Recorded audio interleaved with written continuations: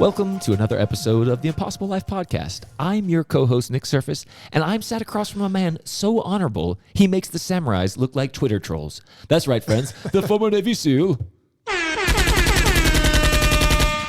Garrett Unkelbach, a man who will offend you, and you'll thank him for it. I feel like Nick has experienced that personally. I mean, this is like every day that we hang out, but it's okay. Nick was joking before we started that he was going to read this one in his Ron Burgundy voice, but then he didn't do it. I felt like I could have done that, but we'll save that one for another time. I do have a great Ron Burgundy voice. Today's episode is on something I like this. I like this one, G. It's on 3 things you're going to develop your whole life. Yeah, you can be excited about that and feel like, man, okay, this is great knowledge. This is something I really need to learn. Or maybe that topic, that intro scares you a little bit. Like, man, yes. You mean I got to do this for the rest of my life? Yes. Which is also an indicator about how you feel about the rest of your life. We'll get into that. Yeah, there's a nice little foreshadowing for you there, friends. This is really one of those episodes that is to raise your awareness and also hopefully help you think maybe about some things that you haven't thought about and address some current thought processes that you have that are going to be limiting you. This is all aimed at growth. And, G, let me tell you a story about a guy named Mr. Luo, who was in Zhujiao province in China and was driving his Porsche SUV and set it on cruise control and decided that, okay, I'm going to go 100 kilometers per hour, and was going along his way and decided to tap the brakes to get out of cruise control. And what happened, G? Cruise control just kept on going.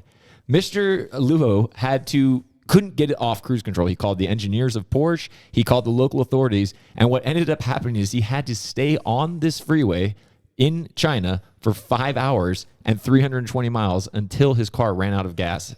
And that was how... Couldn't turn it off or anything? Dude, no, the brakes wouldn't work. He couldn't get out of it. And he was more concerned that he was going to run into somebody and do some damage. Sounds like a recall issue. It's definitely not Porsche's most wonderful day. This article actually highlights that it ranks down near the bottom for reliability in cars.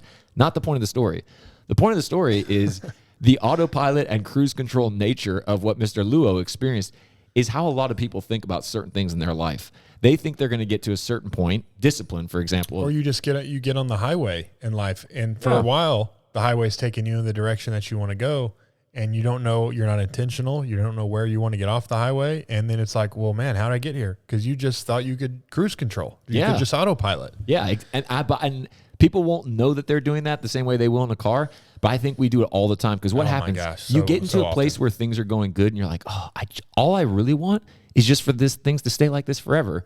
And we can guarantee that that's not going to happen. Guaranteed. And so that is what this episode is about, is shifting that mindset from the autopilot, get on the freeway, just go on the highway and off we go mindset to, hey, these are things that are going to be consistent in your life. What I hope is that people will begin to look at this and as we get into these topics, that you'll change if you don't already have a good feeling about them, that you'll change how you feel about them. Because what if somebody said to you, Nick, for the rest of your life, you're going to have to breathe? Dude, I'm devastated. Right? Yeah. No, you don't feel that way, but you're like, oh yeah, you know what? I should breathe more often. Word. Right? Yeah. I need to be more mindful of just I know I breathe when I desperately need it, but I could also be more intentional about breathing. And oxygen is life. We need oxygen. So I hope that people, it's no one hears you have to breathe for the rest of your life and it's like, oh, it's awful. Yeah. And I hope that you could feel that way about these things as well. That when we say these are things that you're going to get to do, that you need to do and be intentional about doing for the rest of your life, that you're like, yeah, you know what I do need to do? I need to breathe more often. I need to get more oxygen in my life. And that's what this can be for you. Yeah. And we're going to get to the reason why these things are so important here just now. But really, these all have to do with growth. And we're going to give some backup to this. But if you look around in all of creation, everything that God has made, what is the one thing? And growth is life. That's what oxygen is, yep. Right? We got to have oxygen to live. Growth is a part of life. All of these things lead into your growth. And if you don't have these things, just like if you don't have oxygen, you're dying. Right. And there's no in-betweens. It's not like, well, I'm in homeostasis, I just maintain forever. Nope, that doesn't happen. You're either growing or you're dying. That's right. And we're gonna go into that. But we have to talk about I'm gonna call him a godfather of personal growth because he has such a great quote. That's fair. Jim Rohn. First of all, he was Tony Robbins' mentor, which, does it get much better than that? Jim Rohn needs his own sound. Bro, you're gonna fill up this soundboard in no time. You've got your own now. The Garrett Unkelbach quote. So we've got 3 people on here right now. Anyways, But I think that's the Nick's attitude adjustment sound. No, the attitude adjustment sound is like just a glare across the table from you. And that's like an ongoing thing. So thank you for correcting me always and making me better. But Jim Rohn said, I would really just say that I'm generous with my correction. Dude, your gift of equanimity to me is just, it's just the gift that keeps You're on welcome. giving. Yeah, thank you. You know, the thing that really pains me about that though, is it actually does do me good. So like, and I tell you about it. I should tell you that you're actually ruining my life. And then maybe you wouldn't stop, but whatever. It does actually help me. So thanks, G. You're a great friend. So Jim Rohn said, what you don't know will hurt you. Ignorance is not bliss. Yeah. So the reason we're saying that is because we're going to get into some of the misconceptions of what a default mindset looks like around this. But back to what we said. Hey, great news for everybody listening to this. God made you, and God made you to be great. Made you with a purpose. With a purpose, to grow, to be great.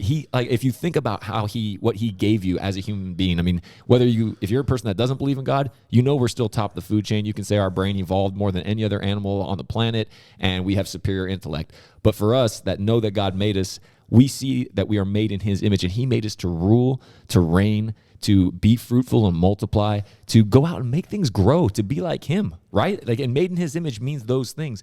That is an exciting process. But here's what he did not do. He did not do all those things for you. So quick reference, Genesis 1:28, and this is in the NIV. It said, this is when God made man. He said, God blessed them and said to them, be fruitful and increase in number. Fill the earth and subdue it. Rule over the fish in the sea and the birds in the sky and over every living creature that moves on the ground. We call that the great mandate. Yeah, the creation mandate. The creation mandate, man. When God made us, that is the very first thing that he blessed us with. That hasn't changed. We are still in that same place. And he gave us all the tools and skills to go out and do that. What he did not do is give us those tools and skills finished. That is our job, to go out and grow and develop them. And that is the process that we're talking about. When we're going to get into three things. And that's a part of the creation mandate is the foundation of every man's purpose. Yeah. Right? Like God gave you a purpose. And that's a good thing. Just like getting to breathe for the rest of your life is a good thing. It's not like, oh man, I have a purpose. But sometimes that's how we can feel about our work in life, that we're like, oh man, I got work to do. That's a wrong mindset about work. Right? Like God gave us a purpose. God gave us meaningful things to do, because that's what everyone wants in their life. They want more purpose. They want more meaning.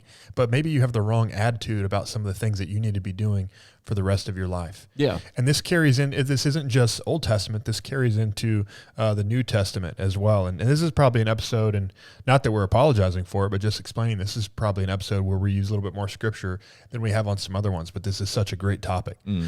2 Peter chapter 1, verse 5 through 7, and I'm reading from the NIV.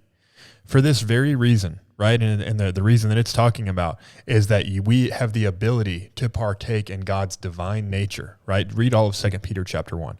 But verse 5 through 7, for this very reason, make every effort to add to your faith, right? To add to your faith. There's work that you have to do. You've got to take your faith and you've got to add things to it. God has given you things. God is in control of all, but there's also things that God has given us to be responsible for, right? Just like there is the creation mandate. I have work that I need you to do. For this very reason, make every effort to add to your faith goodness, and to goodness, knowledge, and to knowledge, self-control, and to self-control, perseverance, and to perseverance, godliness, and to godliness, mutual affection, and to mutual affection, love. There is a purpose that we have on the earth, and that process that it just talked about, to make every effort to add to your faith these things, there's work that we need to do. It's not just on the creation mandate side, it's on the spiritual side. It is spirit, soul, and body within our lives that we have things that we need to do. And so what we want this podcast and this episode to be a reminder for all of us is to be an encouragement and an encouraging reminder that you've got work that you need to do. And if you'll go out and do this work, if you'll do it with the right heart, if you'll do it with the right knowledge, it'll be as refreshing to you as taking a big, deep breath of oxygen.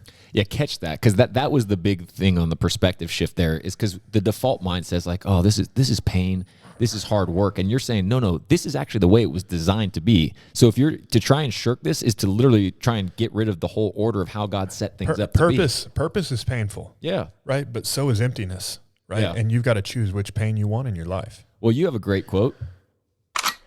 And I quoted you the other day to my wife. You say, pain, not to her, it was for somebody else, but pain without purpose is punishment, right? Pain with purpose is discipline. Right. Quoting Garrett Unkelbach there. And I think that's such a great quote. The second thing for like a default mindset that will keep you from this is what we talked about with Mr. Luo, except for he didn't have a choice on that one. He kind of got stuck on cruise control.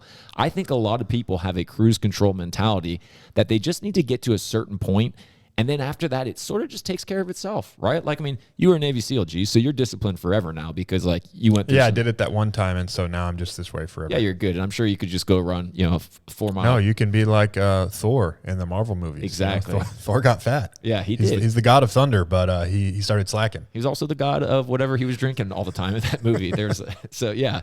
Yeah, exactly. But that, like, people won't think that, but you really will have that mindset where you'll think like, oh, I'm gonna get to a certain point in my life, and then like I think it'll be a lot I'll be easier. set. Yeah, and I'll then, be set. And then I won't have to do this stuff anymore. And that very process where you're thinking there will come a day where I don't have to put up with this stuff anymore. There is a day. It's when your life's over. Yes. Yeah. Right? Because if you're thinking like, well, then I'll get to like the good part of this life here on earth, that's the wrong mindset. Yeah. Right? You're compartmentalizing your life in the wrong way. All of these difficult things that we get to do, they're great get-tos, and they help us lead a great and meaningful life. Yeah, big time. And then the last sort of default. So remember we said that the first default is that you think it's going to be painful. Second thought process for default is that it goes on autopilot. And the third one is that you have wrong knowledge about things being finite. And here's the good news, guys. We are made in the image of an eternal God who's limitless. God did not put a set finite time on how much you can grow and develop. Who's it down to determine all that you're going to be? You. God gave so much to us as far as giving us the raw materials and the tools and the skill set and the free will and so much to go out and determine what we will make of our lives, who we will be. And when you actually believe that and you understand, hey, this is up to me, I would hope that every person listening to this becomes inspired to go out and just literally be all in, that you would leave nothing on the table and that you would run as hard and as fast as you could for the rest of your life to be all that God made you to be. Because really, when you're doing that, you are in line with his order, and that's when God's super comes on your natural, and you can truthfully experience that life that's exceedingly abundantly above all you could ask, think, or imagine. That's what we're running for, man. Amen. It gets me fired up. Don't even say it any better than that. Thank you, G. That's the first time we've ever had that. I could say it shorter, but we'll just move on. Okay, that is actually one of Garrett's superpowers, that he can. I've said things to him in like 17 sentences, and he's come back to me in like 5 words, and I'm like, dang, you literally just summed that up. And he loves when that happens. I don't love it as much. Anyways, so here's the thought process that we gave you guys, and this is where it comes from, in my opinion. That whole autopilot, that finite thinking, that painful thinking, that is a retirement thought process. G. Totally. And like in America, I mean, I don't know if you have money saved for retirement. A lot of people don't. That's not the point. We still have this thought process that like you work up to 65 is the classic age, right? And then once you hit 65, then what do you do, G? You just, you get your video poker machine, get your comfy recliner, head down to Coco's every day for lunch. The entire thought process of retirement is based upon like, when do I not have to work anymore? Yeah, when it's a have to mentality. Right. Yeah, it's like I've been doing all this. When do I get to be selfish? Right. Yeah, when can I just do what I actually want to do, which is everything around me. It's such a sad thought. But that's the and the opposite. Just talking about like financially and like the way that you structure your wealth. The other side of the retirement finances is generational wealth finances. Yes. And right, like how do I carry this into the next generation? And how do I continue to sow a seed that's not just, for me to make sure that I don't run out of money before I die, right, that I can feed myself, that I can pay for my health care before I die. It's more so like, how do I set up the next generation? And that's something that you do for the rest of your life. Yeah. Yeah, and I mean, when you're growing to be your best and highest and have your God-given potential, I mean, look at everything God created. Isn't it amazing that every single orange or whatever fruit that falls off a tree has the seeds to make more trees in it and much more fruit? It's incredible. It is incredible. So we are also made by that same creator. Until science gets involved and tries to like take out the seeds. Well, yeah, let's not talk about seedless grapes, okay? That's a travesty, even though I do enjoy them. But yeah, I mean but we're made in the same thing. So right. Understand, your life is meant to grow to a point that it starts impacting other people and impact. I mean, it's up to you how many it's going to impact, really, right? How much are you going to grow? And that's the whole point we're making. That retirement thought process of shutting it down, packing it in. I've reached the end. Now it's coasting. That will kill you. Truthfully, that will kill you. And I know we got plenty of people listening that are, police officers, firefighters, right, teachers, very structured, work people that, you do have a set retirement at some point. Just because you retire from a job doesn't mean you have to retire with your life. Good. Right? You move on to your next purpose. You move on to the next thing. And you know what? If you've set yourself up really great financially and you're set up to your next generation, you can retire from one type of work to a really great type of work, which is reinvesting in your children, reinvesting. And I don't mean with money. I mean with your time, with your love, reinvesting in your grandchildren. Put more effort back into your ministry. Whatever it is that you're doing in life. Yeah, you know what? You're not going to fight fires for the rest of your life. You're not going to be a police officer until you're 95 years old. You can retire from a job and move on to your next purpose and hopefully an even greater one. Yeah, thanks for clarifying that. That's a good spot. Coming from the man who's one day going to start buds for geriatric people. Anyways, so let's get to the three things that you actually will develop your whole life. I will say that these are principles of growth, and I hope you guys are catching. What we're saying is that you're made to grow, and because you're made to grow, these are things that you're going to be doing for until the day that you no longer have breath in your lungs. And by principle, remember what principles are. These things are universal. They're self-evident.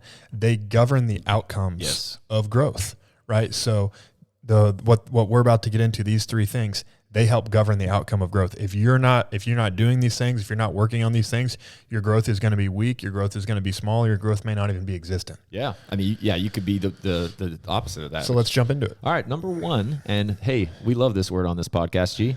Discipline, right? We've talked a lot about discipline, so we're not going to hearken on that again. This isn't meant to be a teaching on discipline. This is a reminder, right? Reminders are important. I have a mentor in my life who says you only have to be told once, you have to be reminded many times. This is a reminder on discipline, and more specifically, this is a reminder on discipline that it's something that you get to do forever. Yeah. Right? Don't have the wrong attitude about discipline. Don't be like, oh man, when do I get to not be disciplined? Yeah. You don't want to be undisciplined, just like you don't want to stop breathing. Yeah. You need to change how you think about that. There's a great scripture that I want to use on discipline, right? And this is about constantly getting the wrong things out of your life, because discipline is doing what you know to do. This is John chapter 15. This is Jesus speaking. He says, I'm the true vine, and my Father is the gardener. He cuts off every branch in me that bears no fruit, while every branch that does bear fruit, he prunes so that it will be even more fruitful, right? Discipline, it's doing what you know to do and stopping doing what you know not to do, right? And the Apostle Paul talks about this. Paul was no one met Paul and was like, man, look at this, like, what a slob. Yeah. Paul was super disciplined. He lived his life, everything. He was the guy in City Slickers, one thing. Right? Paul was about one thing in his life, and that was God. That's all Paul was about. And even Paul said, I don't always do the things I know I should do. And sometimes I do things I know that I'm not supposed to do. Right? And this is coming from one of the most disciplined people in the Bible. And you would meet Paul, like Paul is a David Goggins type of guy. Yeah. Like just doesn't care about what anybody else has to say. All I care about is this one thing. Right. And even Paul said, I'm not always disciplined, which is a reminder to all of us that this is something we need to be working on all the time. And this is what keeps us moving towards our growth. Now, Paul went through some painful things sometimes in his life, but you know what Paul never did? Paul never felt sorry for himself. Paul never started feeling like, oh man, my life's so hard. I don't like my life. Like Paul had a lot of joy. Paul lived his life leading into the glory of one day my life will be over, and I did it. I ran my race. And Paul talks about training like an athlete many times in the New Testament. He wrote the majority of the New Testament. So anyways, I say all that to say this is your reminder on discipline that it's forever, and it's forever in your life, and that's a good thing. Yeah, and I think one of the wonderful things is if you have that perspective that it's forever and you know you're always going to have to choose it, it removes some of the pain, because I think a lot of the pain comes from the surprise. It also removes the autopilot thought process that like eventually it just takes care of itself. It's like, no, you will literally have to choose this all your entire life. It's intentional. But like a muscle, right? We said it's not finite either. It will continue to grow and it definitely gets stronger. So I think that there's some joy in that as well. Yep. So discipline, that's your choice muscle.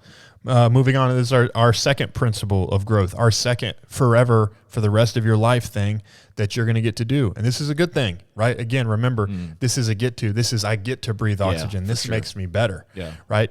Is endurance. And what is endurance? I could talk about this word for a long time, but really what endurance is, and I'm going to use a scripture here, endurance is your ability to carry weight, right? As you develop more endurance, you can carry more weight for longer. Yeah. When you don't have much endurance, you can't carry many things. The actual Greek word for endurance talks about the ability to stay underneath the weight, right? And that's what we need more of in life. Like, life is hard, and I need the ability to withstand that. Well, right? I got a great quote for you, G, from Garrett Unkelbach. It says, strength is not defined by how much you can pick up, but by what you don't have to put down. And that's exactly what endurance is, the things that you don't have to put down.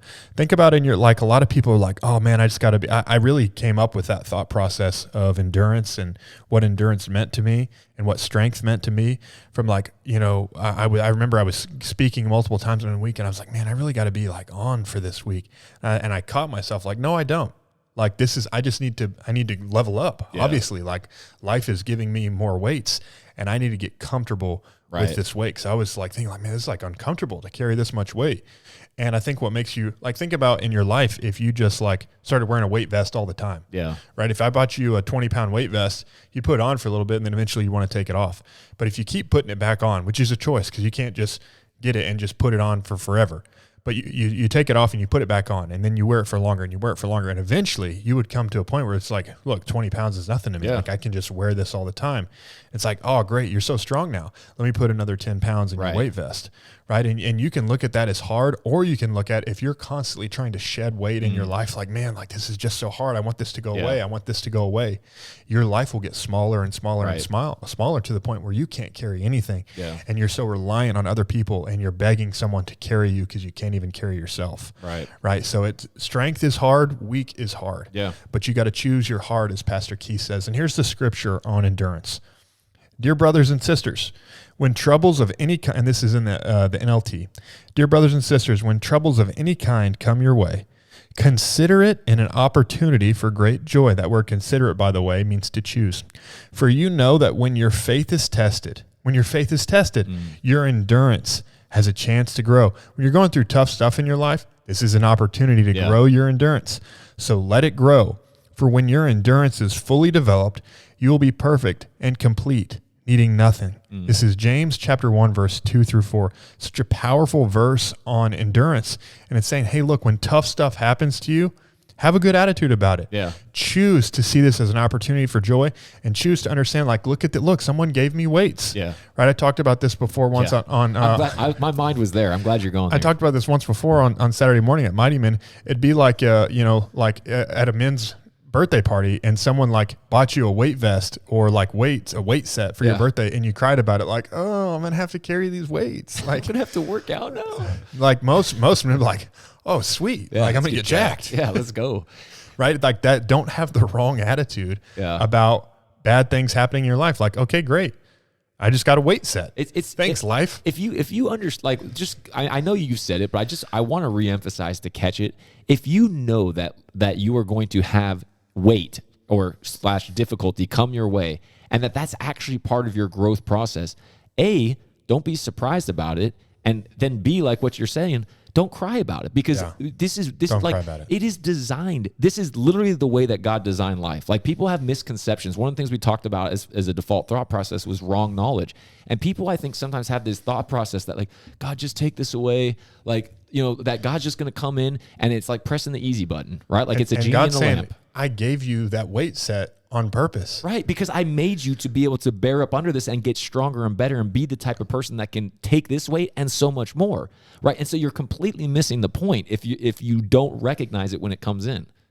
So, you ready to move on to number 3, G? Or? Yeah, I could just keep going on analogy. Yeah. Let's move on. This is the analogy episode. So, number 3 in our principle of growth is capacity. Yeah. And what we talked about with capacity. So remember, discipline was do what you know. Endurance was the ability to carry weight. And now we put these in order for a reason. Your capacity is your effectiveness. Yeah, what you actually do. So, okay, now I've got endurance. I can carry weight. What am I doing with this weight? It's that, and to me, capacity is somewhat about skillfulness. Right now, I have the ability to carry weight, but I know which weights to carry. Yeah. And I'm skilled in what I can do with this weight, because even in athletics, it's not, strength is just one component. Think about the feat that we did in the Mighty Men games. Yeah. Like, it's one thing to be able to pick up the bag, but getting the bag over the wall and getting yourself over the wall there's also some skill and some technique involved in that. Hang on. For those that were not at Mighty Men Games, which is you the can vast explain it to majority them. of our listeners, we basically took 200 men out into the woods and went camping. But we don't, Garrett's in charge of our group, and so we're never just going to go out there and sing Kumbaya. We do something every year called the Warrior Games, which is open for anybody to compete in. And I will say we have a couple Ninja Warriors in there. They did not win. Two professional Two athletes, professional guys who athletes get paid. that get paid to compete did not win. And that's not like a flex on the guys that's in there, but it's more of a comment on how difficult and what we do. So I'm not going to go into the athlon, which is one of the games, but that what Garrett was referring to, There's just one event. He had is it 7 or 8 feet, that wall? It's 6. It's Okay. right at 6 foot. Is it really? Yeah. Huh. Okay. He had a 6-foot wall made and somehow found this ball online that you can fill with sand. It's a Rogue 150-pound sandbag. There you go. 150-pound sandbag. That's like the shape of a ball. And Garrett, in all his wisdom, this is from the SEAL teams. You guys used to do this, right? We did. The wall is straight from the SEAL teams, and we would do over back and forth over the walls, and then we would do Atlas stones over the walls. It was right outside our gym in San Diego. I used the sandbag as a sub for the Atlas stones. So what you're doing, so the competition that Garrett kind of put together for us was you have to lift this 150-pound stone or bag up, put it over the 6-foot wall, then get yourself over the wall, and then do it again. And see how many times you can do that in 90 seconds. And if that doesn't sound hard to you, then please come out to our Mighty Men Games because I promise you will be suffering. But it was a lot of fun. So that was what he was referring to. Well, anyways, yeah. Anyways, it was a fun event. Yeah. Anyways, what I was saying was, okay, so now we have this strength Yes. ability to pick up the sandbag, but now we're going to do something with it. And that was just like a sporting event, but there's Yeah. also more effective things that you can do with the strength that you have. And so capacity is growing in your wisdom. Capacity is growing in your knowledge. Yeah, that's good. It's all of these things. And by the way, we talked about, you can look at it on your own. We looked at 2 Peter chapter 1, and we're going to go down just a few more verses from that to 2 Peter chapter 1, verse 8, right? So it said in verse 5 through 7, add all of these things to your faith, right? And that's part of what capacity is. It's like adding Yes. these things to your faith. You need to grow in these things. It's a process. Right? So verse 8, for if you possess these qualities, the qualities we talked about earlier, in increasing measure, they will keep you from being ineffective and unproductive in your knowledge of our Lord Jesus Christ. And that's what all of us want with our lives, to actually be productive, to actually be effective, to get to the end of our life and hear, well done, Yeah. good and faithful servant, Yeah. to have lived a life that was meaningful, to have lived a life that fulfilled its purpose. Right? And so that's what capacity is. You're going to be growing in your capacity for the rest of your life because that's what your discipline leads into your endurance. Your endurance leads into your capacity that you can have accomplished the work. It's not about like, I want to do that work or I want to do this work. I want to have these things. You know what I want? What I want is to accomplish everything that God set out for me to accomplish Yes. on this earth, that I'll get to the end of my life and hear, well done, good and faithful servant. And I'll hear like, this is everything that I wanted for you. Yeah. I'm so proud of you. You did what I asked of you. Because what I'm so afraid of hearing is getting to the end of my life, and I know I'm going to be with God forever. But he's like, I'm glad you're here. I actually, I gave you a lot, and I expected a lot more from you. That's not what I want to hear. Yeah. Yeah. And if you're sitting there and you're thinking about capacity growing, who doesn't want to get to a place where they can make things happen so much more and so much more effective and make miracles happen? Because if you think back to the things that were difficult for you when you were 15 and then think about it when you were 30 and if you're at 45 or whatever point in your life that you're at, you will have already seen your capacity grow to a certain extent. So much. Why would you not want to have that go as much as you possibly could so that when you're, wherever you're at in life, but when you're 70, 80, whatever it is, that you can look around and be like, hey, I can do that. I can do this. I can make this happen. I know this person. I know how to make that happen. I think that that's what every single person, I hope, listening to this podcast would want to fulfill their God-given potential. All right, we're going to wrap right there, guys. This one is short, sharp, and sweet. Here's the challenge, okay? We talked about the default mindset towards these areas of growth, towards discipline, endurance, and capacity. The misconceptions are, oh, it's painful. Oh, hopefully I can just get on autopilot. And actually, I'm pretty limited. I got some wrong knowledge there. It's just I have a limited amount of discipline and a limited amount of endurance and capacity I can get to. And once it's full, it's full. Nope. Remember what we said. God made you to be limitless. He made you to constantly grow, never ending. So ask yourself the question, where do you need to, which of those thought processes, the painful that you're keeping away from, the autopilot, like, oh, I just need to get to a certain point and then it takes care of itself, or the finite, like, oh, I only have this much, has been limiting you in those areas of discipline, endurance, or capacity. Whatever it is, identify it and do Garrett's favorite thing, stop it. Stop it.